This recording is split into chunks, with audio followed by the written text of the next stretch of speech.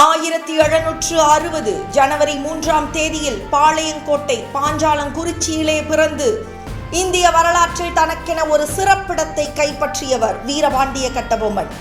18ஆம் நூற்றாண்டில் பிரிட்டிஷ் நாட்டவர் நம் தேசத்தை முழுமையாக கைப்பற்றி ஆட்சி செய்த இக்கட்டான சூழலில் அரியணை ஏறியவர்.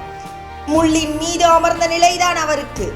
சொந்த தேசத்தில் சுதந்திரமாக வாழும் உரிமை எங்களுக்கு உண்டு என்று கூறி ஆங்கிலேயருக்கு கப்பம் கட்ட மறுத்தவர். வீரபாண்டிய கட்டபொம்மன் இருக்கும் தைரியத்தில் பல பாளையக்காரர்கள் பிரிட்டிஷாரை எதிர்க்க ஆரம்பித்தார்கள். சுதந்திர தாகத்தை அனைவரது மனதிலும் ஊற்றெடுக்க வைத்து பெரும் படையையே திரட்டினார். தன் கோட்டையை யாரும் நெருங்காத வண்ணம் வலுப்படுத்தினார். வீரபாண்டிய கட்டபொம்மனிடம் நேருக்கு நேர் போர் புரிந்து வெற்றி பெறுவது சிரமம் என்பதை புரிந்து கொண்ட ஆங்கிலேயர் எத்தனையோ முறை சமாதானம் பேசி பார்த்தார்கள். முடியவில்லை என்றதும் சூழ்ச்சி செய்து அவரை வீழ்த்த நினைத்தார்கள்.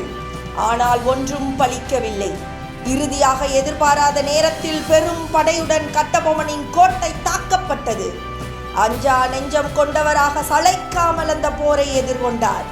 ஆனால் வெற்றி பெற முடியவில்லை.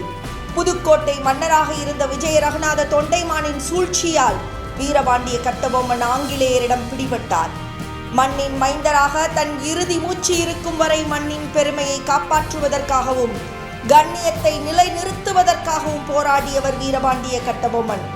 வீரத்தின் அடையாளமாக இன்றும் பலர் மனதில் நிலைத்திருக்கக்கூடிய மாவீரனை வணங்குகிறது. வாங்க பயணிக்கலாம்.